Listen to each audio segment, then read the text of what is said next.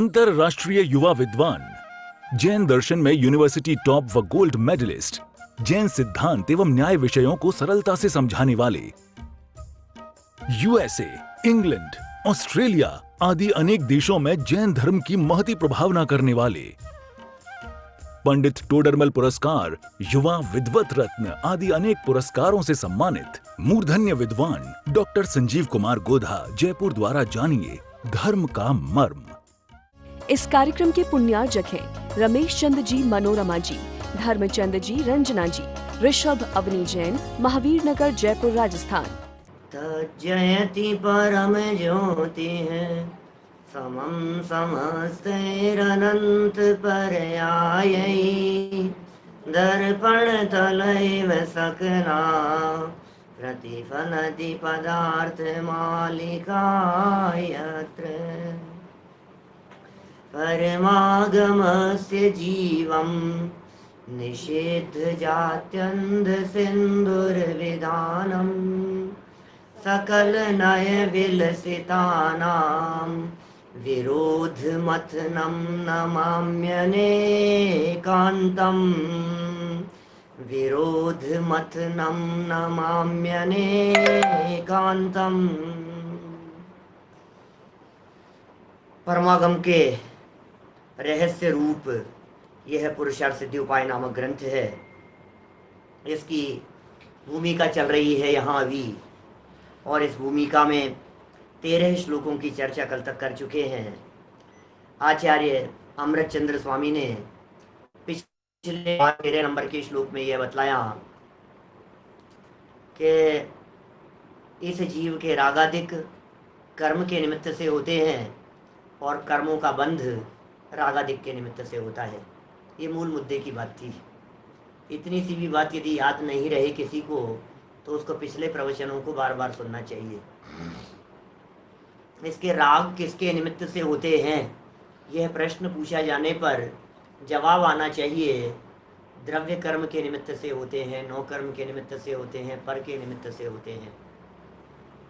और यदि यह पूछा जाए कि द्रव्य कर्म का बंधन कैसे होता है, तो जवाब आना चाहिए रागादिक के निमित्त से होता है। ये बात ख्याल में आनी चाहिए। ये मतलब एक एक दो दो वाक्य भी यदि पूरे व्याख्यान के अंदर आपके ये सारभूत पकड़ में आ गए ना, तो समझ लीजिए आपको रहस्य समझ में आ गया। ये मोटी मोटी बात तो पकड़ में आ जाए आपको। राग बोले कर्म के कारण, कर्म बोले राग के निमित्त से बन रहा है। राग, जब राग शब्द का प्रयोग किया तो सारे विभाव भावों को गर्भित कर लिया। इसका मतलब राग, द्वेष, काम, क्रोध, गुस्सा, नाराजगी, बेईमानी, छल कपट, हास्य, रति, अरति, शोक, भय, जुगुप्सा, स्त्री वेद, पुरुष वेद, नपुंसक वेद, मिथ्यात्व, उल्टी मान्यता, परिग्रह, पर में ममत्व बुद्धि, पर में एकत्व बुद्धि, मोह का परिणाम, तन पर के साथ में तन्मयता का परिणाम, सब सब सब सब सब ख्याल में आ गई ना बात। बोले ये सब जो भाव हो रहे हैं, इन भावों से क्या होगा, बोले कर्म बंधेंगे। समझिए, इन भावों के निमित्त से कर्म बंधेंगे, कर्म का बंधन होगा। और कर्म के बंधने के बाद वो जब उदय में आएगा तो उसके निमित्त से राग द्वेष आदि भाव होते हैं। ये सब चर्चा अपेक्षित विस्तार से हम आपके बीच में कर चुके हैं। और अंतिम लाइन में ये कह दिया था कि इसी का नाम संसार है, इसी का नाम संसार है। अब ये कह रहे हैं, आगे देखिए, पेज नंबर है 43 नई पुस्तकों में। पुरानी पुस्तकों के अंदर पेज नंबर जो भी हो 20 नंबर करीब होगा, पेज 14 नंबर का ये श्लोक है उसकी उत्थानी का। इस संसार का मूल कारण बताते हैं जिसका नाश होने पर पुरुषार्थ सिद्धि का उपाय बनता है। संसार का मूल कारण क्या है, कारण तो बताओ। कारण के नाश होने पर कार्य का नाश होता है। संसार के कारण का बात बतलाओ, संसार का कारण क्या है। कारण पता लगेगा, हम उसको नष्ट करेंगे, काम हो जाएगा। संसार में परिभ्रमण कर रहे हैं, अनादिकाल से ये जीव संसार में परिभ्रमण कर रहा है, घूम रहा है, भटक रहा है। कभी मनुष्य, कभी तिर्यंच, हाथी, घोड़ा, कुत्ता, बिल्ली, और क्या है ये नर नारक आदि पर्यायों को धारण करता हुआ ये जीव अनंत काल से संसार में रुल रहा है, रखड़ रहा है। समझ नहीं होने की वजह से। हमें पता ही नहीं है हम क्यों संसार में रुल रहे हैं, हमें मालूम ही नहीं है हमारी हालत ऐसी क्यों हो रही है, दर दर की ठोकरें क्यों खा रहे हैं, माया मिथ्यात्व निदान आदि परिस्थितियाँ क्यों बन रही है, हम दुखी क्यों हो रहे हैं, हमारा यहाँ जन्म मरण क्यों हो रहा है, ये जीव बुढ़ापा क्यों आ जाता है इसको, ये जीव दोबारा जन्म कैसे ले लेता है। समझ में आ रही है बात? माने फिर जन्म, फिर मरण, फिर जवानी, फिर पैसे के पीछे, फिर इधर उधर धन, बीमारियां, रोग, परिस्थितियां, आखिर ये सब क्यों हो रहा है, इन सब के पीछे क्या कारण है आखिर। तो इन सब के पीछे जो कारण है वो है ये सब संसार है। और संसार का मूल क्या है, ये सब तो है संसार, संसार में दुख है, मूल कारण बताओ। वो यहाँ 14 नंबर के श्लोक में कह रहे हैं, मूल श्लोक पढ़ते हैं। एवमयं कर्म कृते भावैरस्माहितोऽपि योक्तैव प्रतिभाति बालिशानां प्रतिभासः सकनुभव बीजम्।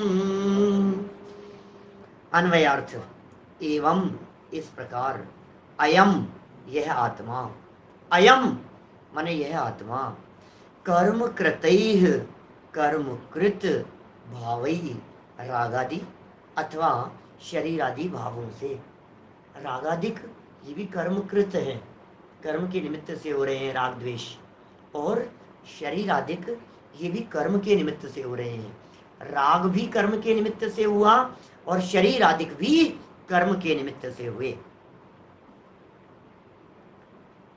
इन भावों से संयुक्त न होने पर भी, कौन कौन संयुक्त नहीं है, बोले यह आत्मा, यह आत्मा राग से मिला हुआ भी नहीं है, यह आत्मा शरीर से मिला हुआ भी नहीं है, शरीर से भी एक में एक नहीं है और राग से भी एक में एक नहीं है।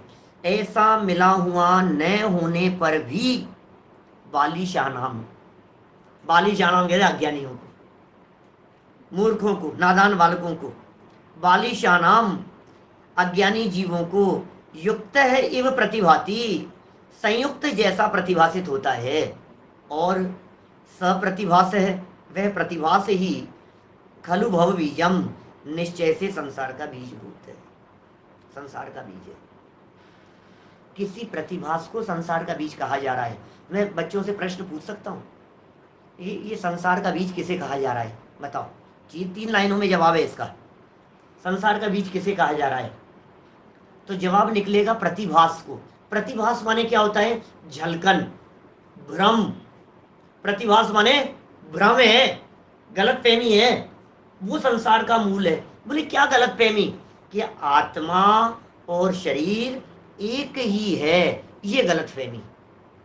आत्मा और रागादिक एक ही है, ये गलत फहमी।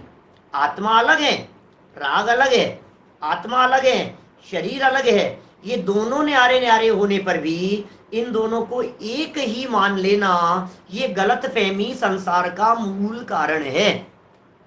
आप जानते हैं नया शरीर क्यों मिलता है? देखो ऐसा मत समझ लेना कि कोई जीव ऐसे भी होते होंगे जिनको शरीर नहीं मिलता होगा। कभी कभी ऐसी मान्यता चलती है जगत में, समाज में, लोगों से सुनता हूँ किसी ने आत्महत्या कर ली, आत्महत्या कर ली, और अब तो इनको शरीर नहीं मिलेगा क्योंकि इनकी बॉडी तो तैयार हुई नहीं थी, ये तो पहले ही मर गए, एक्सीडेंट में डेथ हो गई साहब इनकी। तो क्या हुआ, बोले तो जल्दी मर गए ये, अब इनकी बॉडी तैयार नहीं हुई और ये पहले मर गए, तो बेचारे 6 महीने तक भटकते रहेंगे। ये गलत फहमी है, ऐसा नहीं होता है क्या? इस गलत फहमी में मत रहना। ये आत्मा कभी भी नहीं भटकता है, शरीर के बिना कभी भी नहीं रहता है, लेकिन ये शरीर और आत्मा ये दोनों हैं तो अलग अलग, न्यारे न्यारे हैं, और न्यारे न्यारे होने पर भी अज्ञानी ऐसा समझता है कि मैं ही शरीर हूं, शरीर ही मैं हूं। तन उपजत अपनी उपज जान। आप कितने साल के हो गए भाई साहब हैं? कितने साल के हो गए हैं आप? ये साहब 45 साल का हो गया, 55 साल का हो गया साहब, 75 साल का हो गया साहब मैं। अच्छा तुम 75 साल के हो। अच्छा तुम जो हो ये तुम बालक हो कि तुम वृद्ध हो?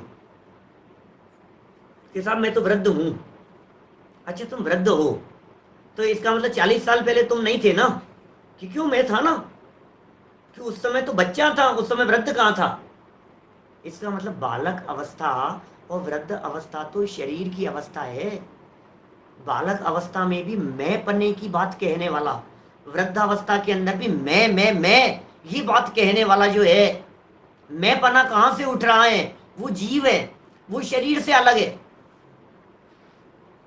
हम शरीर से भिन्न तत्व हैं एक, लेकिन मानते कैसा है? मैं 1 साल और बढ़ गया भाई साहब, मैं 41 साल का हो गया, मैं 44 साल का हो गया, इस साल 44 पूरे हो जाएंगे, 45वां लग जाएगा, इस साल 38वां हो जाएगा, इस साल 17 साल का हो जाऊंगा, 16 का हो जाऊंगा। ये जो तेरे को जो चल रही है ना, ये जो धारा मैं पने की, जो पर में एकत्व बुद्धि, देह में एकत्व बुद्धि वाली, मैं मरा क्योंकि मैं बढ़ रहा हूं, मैं बड़ा हो रहा हूं, मैं मर जाऊंगा, मैं बूढ़ा हो गया। ये जो मैं पना जिस जगह पर चल रहा है, ये आचार्य देव कह रहे हैं, यह संसार का मूल है। देह में एकत्व बुद्धि नई देह धारण करने का कारण है। क्या कहा हमने? दीपक जी समझ में आ रही है क्या? देह में जो एकत्व बुद्धि है, क्या देह में जिसका अपनापन है, इसका मतलब उसको नई देह मिलेगी, नया शरीर मिलेगा। जिसका देह के प्रति अपनापन टूट गया, अब उसको नई देह मिलने के चांस नहीं है। अब वो ऐसी जगह पर चला जाएगा जो अशरीरी सिद्ध भगवान, हमारे सिद्ध भगवान अशरीरी होते हैं, सिद्ध भगवान के शरीर नहीं होता।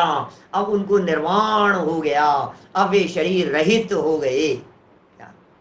छोटे छोटे से वाक्यों में से बातें ख्याल में आती रहनी चाहिए। सिद्ध भगवान शरीर रहित होते हैं, सिद्ध भगवान अशरीर, वाक्य में से रीड बिटवीन द लाइन्स, ये लाइनों में से पढ़ो क्या बात कहना चाह रहे हैं। हर बात को कहूंगा मैं तो कितना कह पाऊंगा, इसलिए पॉइंट समझ में आते जाएं आपको, बस लाइन टू लाइन स्वरूप ख्याल में आता रहे। शरीर और आत्मा, जिस तरह से शरीर और आत्मा को अलग अलग कहा गया है जनागम में, वैसे ही राग और आत्मा को भी अलग अलग कहा है, क्योंकि राग मेरा स्वभाव नहीं है।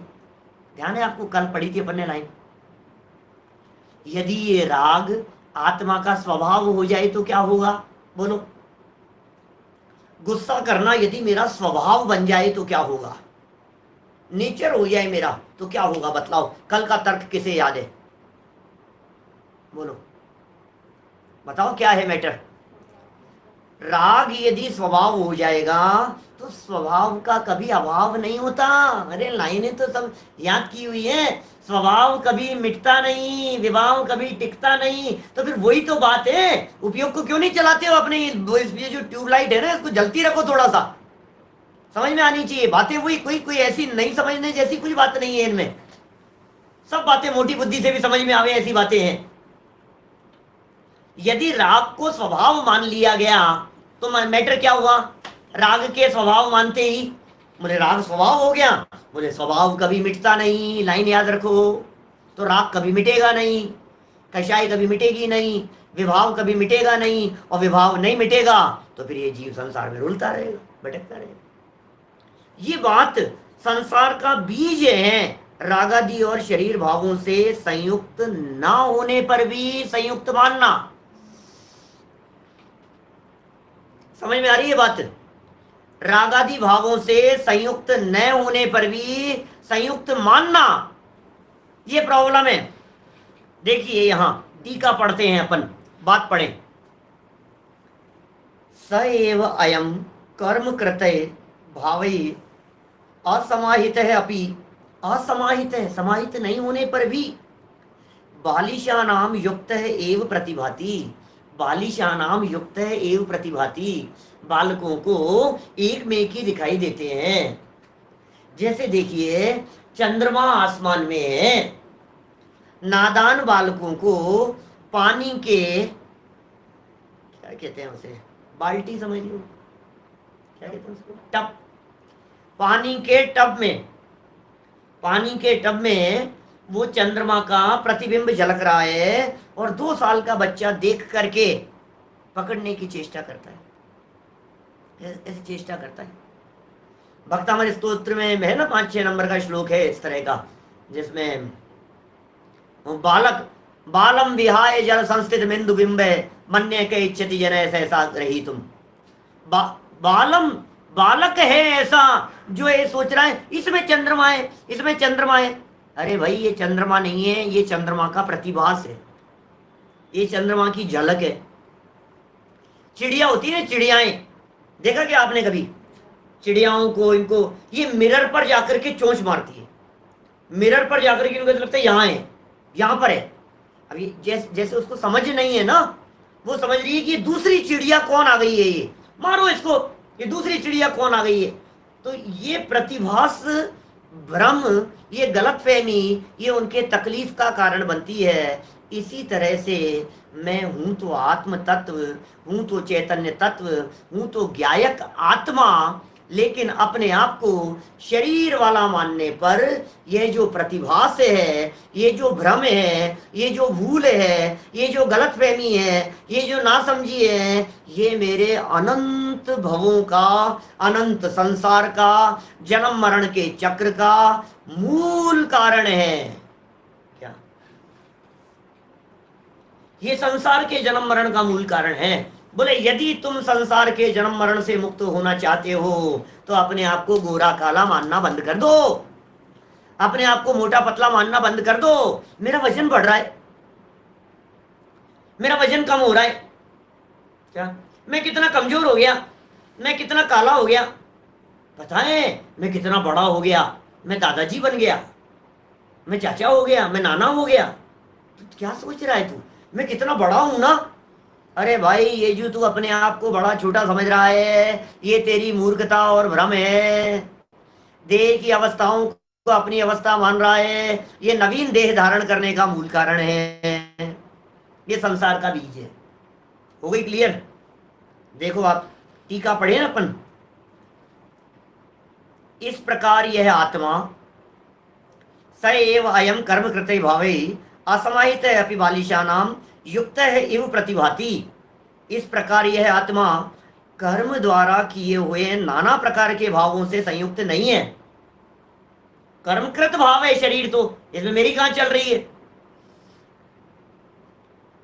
बिल्कुल भी नहीं चल रही है मेरी। ये शरीर तो कर्मकृत भाव है। ये कह रहे हैं कर्मकृत रागा, कर्मकृत कर्म के द्वारा किए हुए नाना प्रकार के भावों से संयुक्तपना नहीं है, तो भी अज्ञानी जीवों को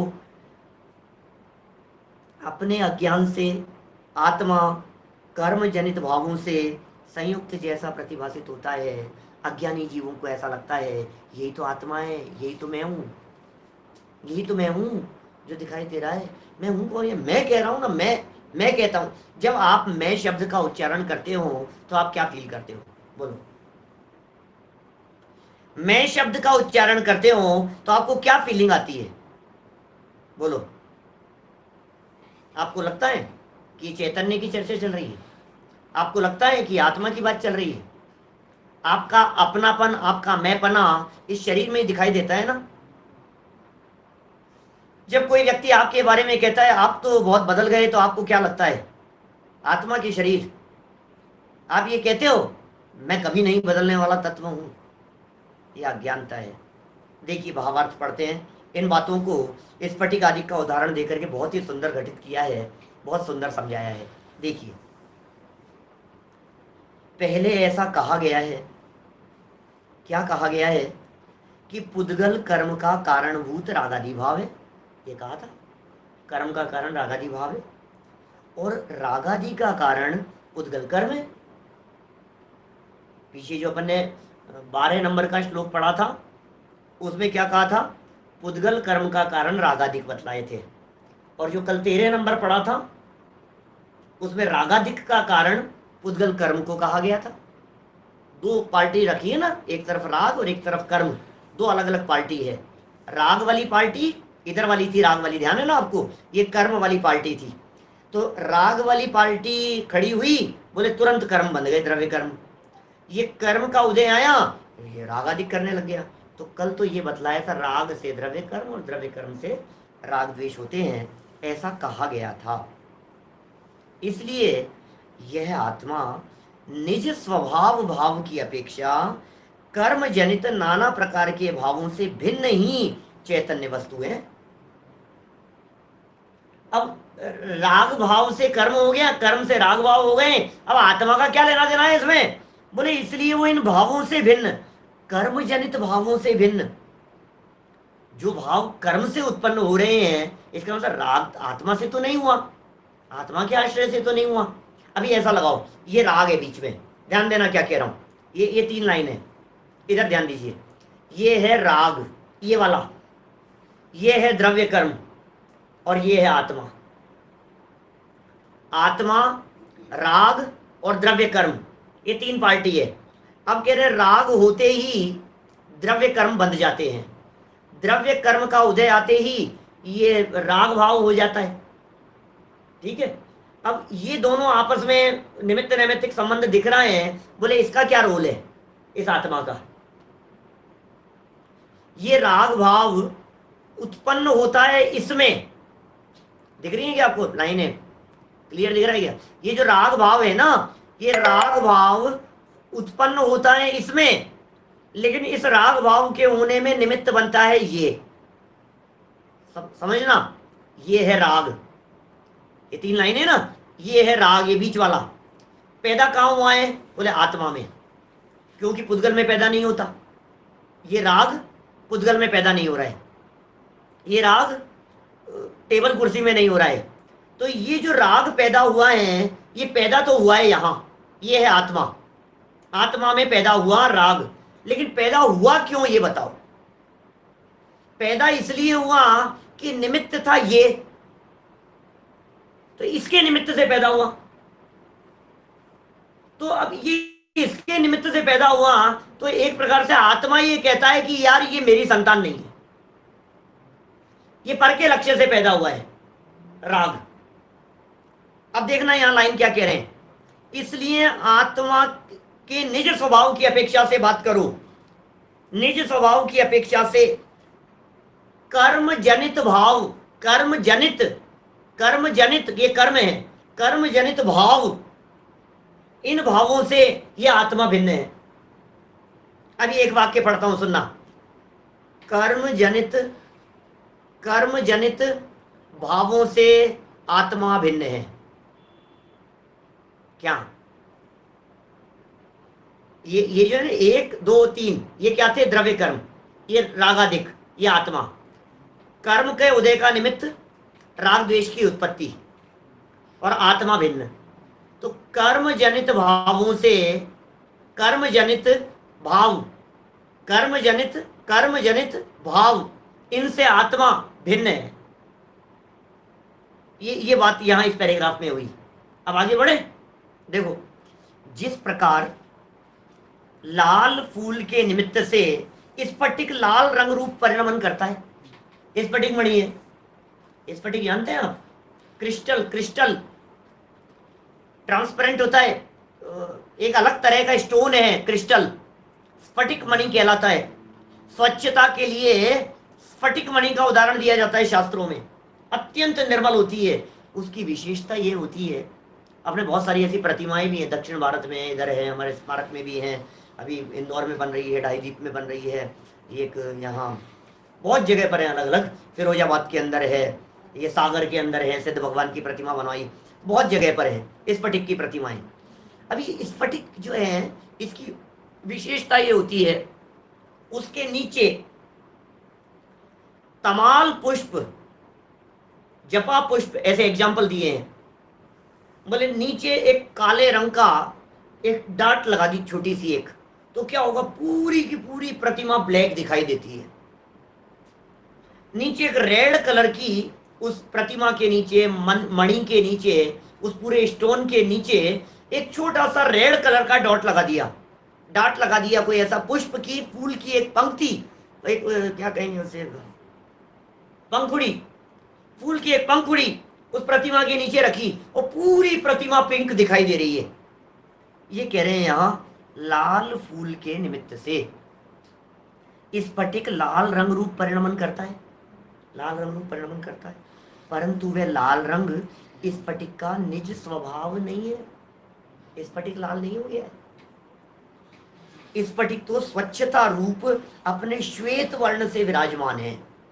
स्फटिक तो स्वच्छ है, स्फटिक तो निर्मल है। उस निर्मल स्फटिक में जिस तरह से कलर स्फटिक का नहीं है, वो कलर पर के संयोग से है, वो कलर पर के अवलंबन से है, पर के निमित्त से वो कलरफुल दिखाई दे रहा है। एक्चुअल में स्फटिक में कलर नहीं है, श्वेत विराजमान है।